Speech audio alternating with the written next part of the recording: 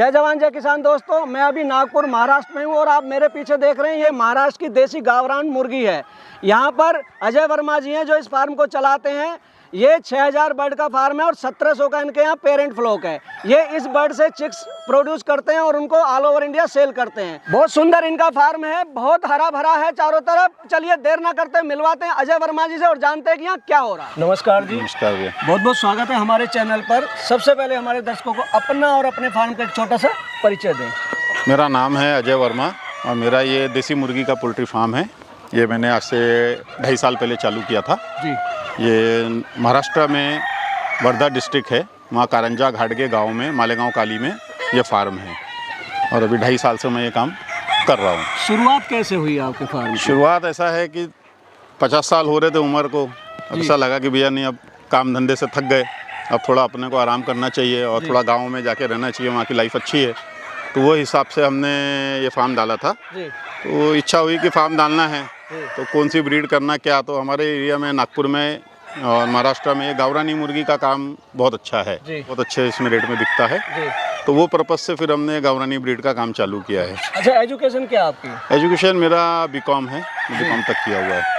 तो पोल्ट्री से पहले क्या करते थे आप? पोल्ट्री के पहले मेरा ये जो गाड़ियों की बैटरी होती है, ट्रक कार में जो बैटरी लगती है, इन्वर्टर में बैटरी लगती है, उसका काम है। उसकी हमारी फैक्ट्री थी, वो फैक्ट्री का काम था। और बाद में फिर हमारा ट्रांसपोर्ट का काम था, मेरे पास ट्रकें थी। अब वो बस काम से करते करते थक गए, तो फिर ये काम में आ गए, ये प्लान किया। हाँ। अच्छा, शुरुआत आपने कितने बर्ड से की थी और कौन सी ब्रीड से की थी? शुरुआत इसी ब्रीड से की है और वही है कि पहले हमने गांव खेड़े से जा जाके घूम घूम के कहीं से 20, कहीं से 10, कहीं से 5 ऐसे इकट्ठा किए। तो करीब 1200-1300 बर्ड हमने 1300 बर्ड के ऊपर इकट्ठा किए थे। और इकट्ठा करने के बाद में जब ये बर्ड बड़े हुए तो पता लगा ये तो आधे से ज़्यादा बर्ड बेकार है। कोई सोनाली निकल गया, कोई डीपी निकल गया, कुछ निकल गया। फिर उसकी सॉर्टिंग करते करते हमने 400-450 बर्ड थी हमारे पास। फिर वो 450 बर्ड से हमने ये फार्म को डेवलप किया है। मतलब 1200-1250 खरीद के आपने 400-450 बर्ड आपको गावरान के निकले उसमें। उससे शुरुआत की हमने जी। अच्छा, अभी आपके फार्म पर कितने बर्ड हैं और ब्रीड अभी वही चल रही है? हाँ, ब्रीड मेरे पास में अभी एक ही ब्रीड में काम कर रहा हूँ, इसी में प्योर गावरानी के अंदर में। और अभी मेरे पास में लगभग पेरेंट का 1700 का स्टॉक है और बाकी बच्चे हैं। और जो नए पेरेंट तैयार हो रहे हैं वो लगभग 4000-4500 बर्ड वो है जो अभी छोटे बच्चे हैं और अपने लिए तैयार हो रहा है, नया लॉट तैयार हो रहा है। अच्छा, तो इतने बर्ड के लिए शेड भी कई चाहिए। मैं देख रहा हूँ बहुत सारे शेड हैं यहाँ बने हुए। कितने शेड बनाए हुए हैं? जी, मेरे पास में टोटल 4 शेड है। इसमें एक ये जो बड़ा वाला शेड है, वो बड़ा वाला शेड मेरा 20 बाई 200 का है, जिससे मैंने शुरुआत की थी। अच्छा। उसके बाद में फिर एक 30 बाई 100 का एक शेड और बना और फिर वो 45 बाई उसका 60 का एक शेड और है। ऐसे 4 शेड। जैसे जरूरत महसूस हुई वैसे आप बनाते गए। हाँ जी। अच्छा, टोटल लैंड एरिया कितना है? मैं देख रहा हूँ बहुत बड़ा फार्म है आपका, फ्री रेंज में आप पाल रहे हैं यहाँ पर। टोटल लैंड एरिया मेरे पास में जो टोटल लैंड है 15 एकड़ लैंड है, जिसमें मैंने 4 एकड़ के फेंसिंग करके, फेंसिंग पूरे 15 एकड़ पे है, लेकिन पोल्ट्री के लिए 4 एकड़ पूरा फेंसिंग करके यहाँ पे फ्री रेंज कर रहा हूँ। अच्छा। हाँ। बाकी में क्या कर रहे हैं आप? बाकी में हमारा जो है प्लांटेशन किया हुआ है, कहीं चंदन का, मलाबान नीम का और इसका प्लांटेशन किया है, महागुनी का, उसका प्लांटेशन किया और खेती करते हैं। मतलब फ्रूट प्लांट भी लगाए हुए हैं आपने और टिम्बर प्लांट? हाँ, टिम्बर प्लांट भी लगाया है। हाँ जी, हाँ जी। फ्री रेंज में कर रहे हैं। फ्री रेंज में क्या फायदा है करने का? फ्री रेंज का फ़ायदा एक है कि थोड़ा सा बर्ड जो है उनकी एक्सरसाइज हो जाती है, थोड़ा उनको खेलने को मिल जाता है, दौड़ने को मिल जाता है। और थोड़ा फीडिंग कॉस्ट भी जो है, जैसे बाहर आती है तो ये सब मट्टी गोटे कीड़े करकट घास खाती है, थोड़ा ग्रीन फीड भी मिल जाता, तो उसके वजह से थोड़ा फीडिंग कॉस्ट भी कम हो जाता है। अच्छा, कोई नुकसान भी होता है फ्री रेंज करने का? नुकसान फ्री रेंज का एक ही है कि थोड़ा सा जो वेट है जैसा गेन होना चाहिए जो हम बोलते हैं, तो वो उतना गेन नहीं करके थोड़ा सा वेट लॉस रहता है, क्योंकि दिन भर दौड़ती है, खेलती है, तो उसका वजह से हल्का लॉस, उसको अपन लॉस नहीं बोल सकते, उससे ज़्यादा फीड का खर्चा बचाती है। पर बर्ड आपका हेल्दी तो रहता है? हाँ, बर्ड बहुत हेल्दी, स्ट्रॉन्ग तो रहती है ना। हाँ, हाँ। अच्छा, दाने में क्या दे रहे हैं आप इनको? दाने में हम लोग अपना खुद ही फीड बनाते हैं। हमारी फीड मिल, हाँ, अपना फीड बनाते हैं हम खुद ही। वैसे सबसे अच्छा तो यही है कि फीड अपना बनाए, क्योंकि हमें पता रहता है ताज़ा बनाते हैं तो हम, है ना, और हमें पता है कि हम क्या डाल रहे हैं। कंपनी फीड में जो लिखा हुआ है जरूरी नहीं कि वो डला हुआ हो। हाँ, बिल्कुल। हाँ, हम पहले यूज़ करते थे कंपनी का, शुरुआत हमने कंपनी की फीड से ही की थी। लगभग 1 साल हमने कंपनी का फीड चलाया, लेकिन वो कंपनी का फीड चलाने के बाद में हमको एक ऐसा समझ में आया कि हमको मेडिसिन का खर्चा बढ़ रहा है, क्योंकि वो फीड के अंदर में केमिकल्स पूरे है। वो केमिकल के वजह से बर्ड में टॉक्सिसिटी आती है। हाँ, तो वो टॉक्सिसिटी के वजह से बर्ड का डाइजेशन खराब होना, बीमारी आना, इम्यूनिटी लो होना, तो वो बहुत प्रॉब्लम थी। तो वो प्रॉब्लम जब हमारे को हद से ज़्यादा बढ़ गई, तो फिर हमने डिस्कस किया कि भाई अब क्या करना चाहिए। तो हमारे यहाँ कंसल्टेंसी चलती है कुरैशी जी की, महसूस कुरैशी जी की। तो वो महसूस कुरैशी जी से बात हुई तो उन्होंने बोला भैया नहीं, अपना फीड आप बनाओ तो ज़्यादा अच्छा रहेगा। तो फिर हमने अपनी फीड का, मतलब एक एक्सपर्ट की सलाहें ली। हाँ हाँ, काम करना है आपको तो शुरुआत में आपको एक्सपर्ट्स की आवश्यकता है जी। और अच्छे लेवल पे आपको काम करना है तो एक्सपर्ट की जरूरत पड़ेगी जी। और करना चाहिए। देखो हम बारिश में खड़े हैं, बूंदें हमारे ऊपर भी गिर रही हैं और बर्ड भी गीले हुए हो रहे हैं, बारिश आ रही है जा रही है और बर्ड मजबूत है आपका।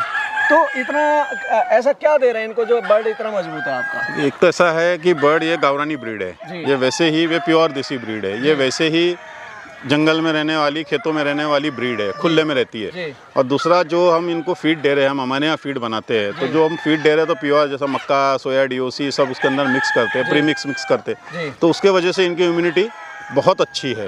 तो वो सब ये चीज़ों से उसको कोई फ़र्क नहीं पड़ता कितना पानी आ जाए, उसको आना है, आएंगी, भीगेंगी। अभी पानी तेज होगा तो आप देखेंगे पूरी भीगेगी, लेकिन ये कोई फ़र्क नहीं पड़ता इसको इससे।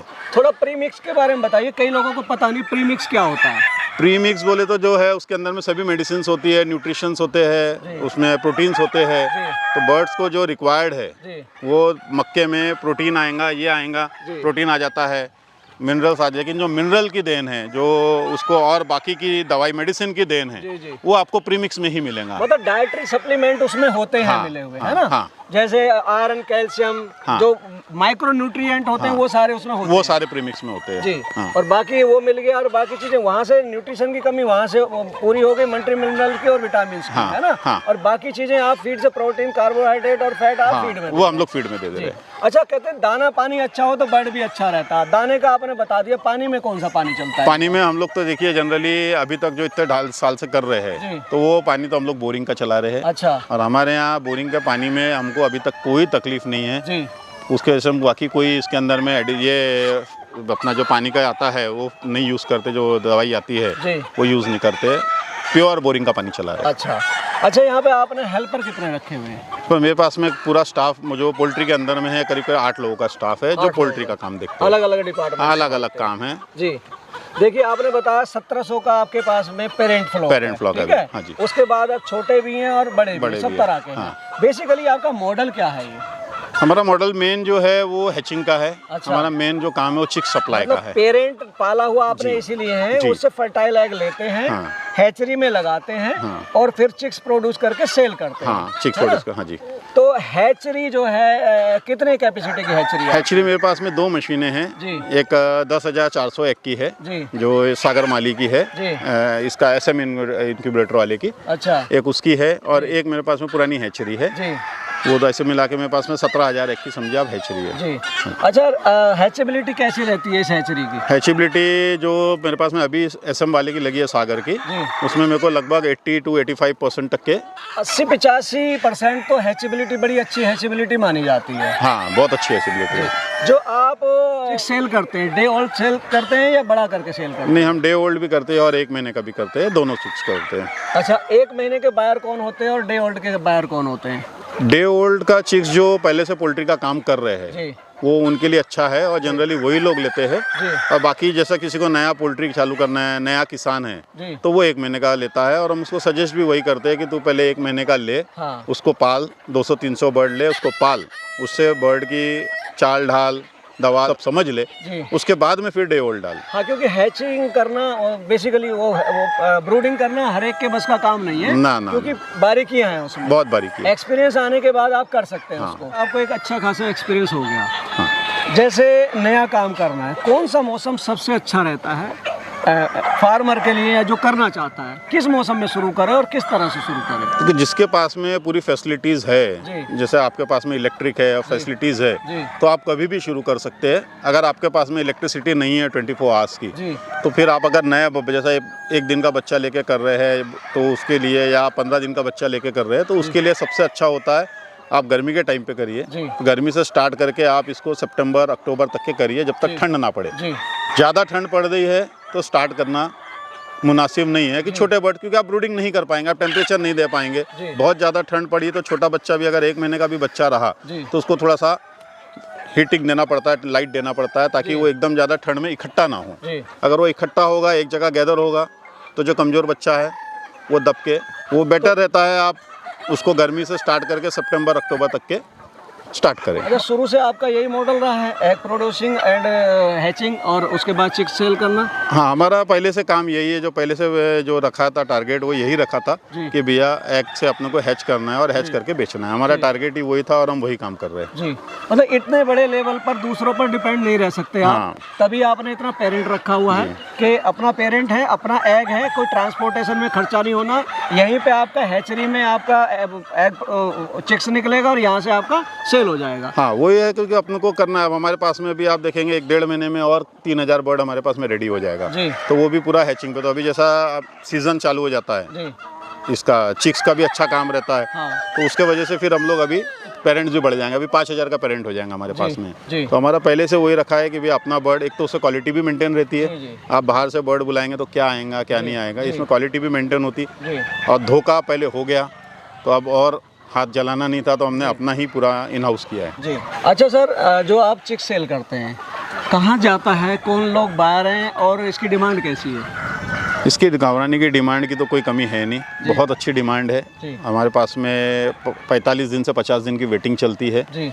बहुत अच्छी डिमांड है और माल पूरे इंडिया में जा रहा है, जहाँ तक के ट्रेन जा रही है वहाँ तक के माल, नागपुर से आने डायरेक्ट ट्रेन जा रही है वहाँ तक के माल जा रहा है जी।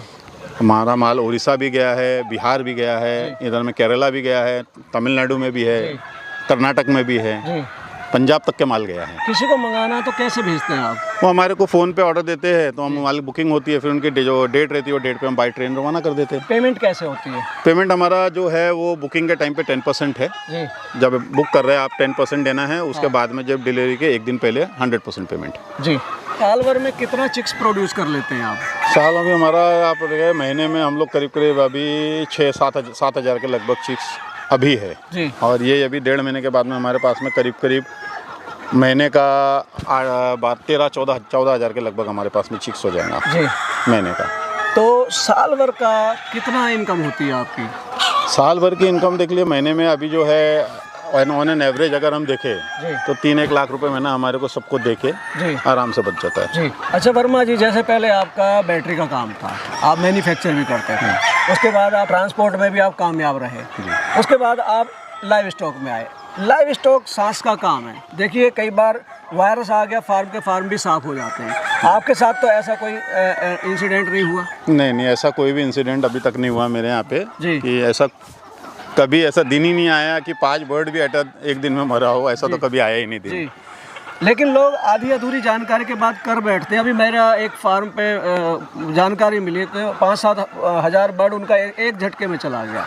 तो क्या कमियां रहती हैं फार्मर्स की जिससे ये नुकसान होती है? तो सबसे पहले तो ऐसा है कि इनको प्रॉपर वैक्सीनेशन करना पड़ता है जी। और प्रॉपर वैक्सीनेशन करने के बाद में बायो सिक्योरिटी बहुत मेंटेन करना पड़ता है, खास करके जो गर्मी का टाइम रहता है जिस समय बर्ड की इम्यूनिटी लो होती है जी। उस समय में आपको बहुत बायो सिक्योरिटी पे ध्यान देना है जी। इम्यूनिटी लो होगी, जरा सा भी कुछ हुआ तो बर्ड का आपका पूरा की पूरा फ्लॉक गया जी। तो बीमारी आती है, ऐसा नहीं आती है, हुए है फार्म साहब, पर हमारे यहाँ ऐसा कुछ भी नहीं हुआ था। बायो सिक्योरिटी से भाई साहब का कहना है कि बाहर से कोई व्यक्ति आपके फार्म के अंदर ना आए, या बाहर से कोई गाड़ी किसी और फार्म पर गई, वहाँ पर बीमारी थी और वो गाड़ी ने आके आपके यहाँ से बर्ड उठाया, तो उसके टायरों से जो बैक्टीरिया आएगा वो आपके फार्म को साफ कर सकता है। या ना कहीं से ऐसे किसी और फार्म से आपके यहाँ दाना खत्म हो गया और आप वहाँ से उठा लाए, अगर वहाँ बीमारी थी उस दाने में भी बीमारी आ सकती है, तो इस तरह की चीज़ों से बचें। तो अजय वर्मा जी ने हमें अपना फार्म दिखाया, देसी बर्ड की बारीकियां बताई, किस तरह से इसको पाल सकते हैं और कौन लोग पाल सकते हैं। यदि आपको बर्ड की ज़रूरत है, वो भी देसी गावरान की, तो आप इन्हें सेवा का मौका दे सकते हैं। तो ये थे हमारे साथ में अजय वर्मा जी, जिन्होंने आपको देसी पोल्ट्री फार्म की इतनी अच्छी जानकारी दी। वीडियो को लाइक करें, शेयर करें व चैनल को सब्सक्राइब करें। मिलेंगे जल्दी एक नई और इन्फॉर्मेटिव वीडियो के साथ, तब तक के लिए जय जवान जय किसान।